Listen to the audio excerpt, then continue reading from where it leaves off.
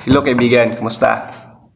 Maraming nagtatanong kung ano ba dapat ang meron sa isang tao kapag nagsisimula siya sa ministry. Yan yung tanong. Sabi ng iba, kailangan train ka, kailangan marami ka ng alam. Pero alam mo, para sa akin, kung gusto mong mag-start sa ministry, kung gusto mong magsimula ng ministry, or you are in the ministry already, alam mo kung ano ang dapat na meron ka.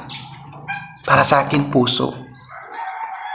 Yung puso na nagmamahal sa Panginoon. Yung puso na merong pag-ibig sa kanyang gawa. Puso na nagmamahal sa kanyang mga salita. Yun ang hinahanap ng Panginoon sa mga tao na magsiserve sa Kanya. That they have a heart for God, a heart to love God, a heart for His people, a heart to serve Him.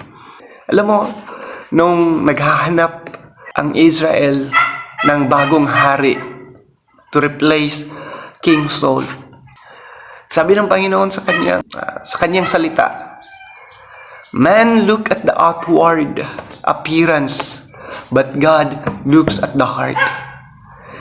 Ang mga tao, gusto nila qualification perfect, magaling magsalita, maraming alam, skill sets nandiyan na sa kanya. Gwapo, outwardly qualified.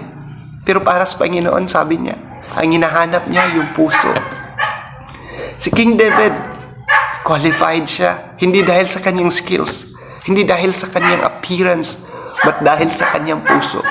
Meron siyang puso na willing to follow God, willing to obey God. Kaya nga tinawag siya a man after God's own heart. Kasi he has a heart to serve God. He has a heart to please God. He obey God. Yun ang hinahanap ng Panginoon. Hindi yung skills, hindi yung talent, hindi yung knowledge, o trained ka ba. Okay yun. Yun, lahat ng yun ay importante. Pero, ang una talagang hinahanap ng Diyos sa kanyang servant, yung puso. Gusto mong mag-serve kay Lord, tingnan mo muna ang iyong puso. Anong meron dyan? Bakit ka magsiserve? Bakit ka gustong mag-involve sa ministry? Do you have a heart for God? Mahal mo ba ang Panginoon? Mahal mo ba siya?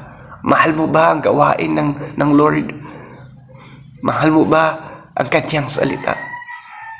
Pag meron yan sa puso mo, kaibigan, you are qualified. Kasi yan ang hinahanap ng Panginoon. Hindi lahat na nasa ministry ay may pagmamahal. Yung iba gusto lamang ay position. Gusto lamang status sa buhay. Gusto lamang ma-acknowledge. Yan yung nakaka-sad.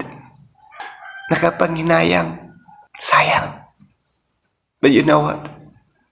Kunti lang ang mga tao na mayroong puso para sa gawain ng Lord. At kung meron ka niyan, kaibigan, you're qualified. Hinahanap ka ng Panginoon. Or maybe, God already called you. Siguro, may conviction ka na sa tawag ng Panginoon sa buhay mo. Hayaan na darating yung araw na sabihin mo sa iyong sarili na sayang. Sana sinimulan ko.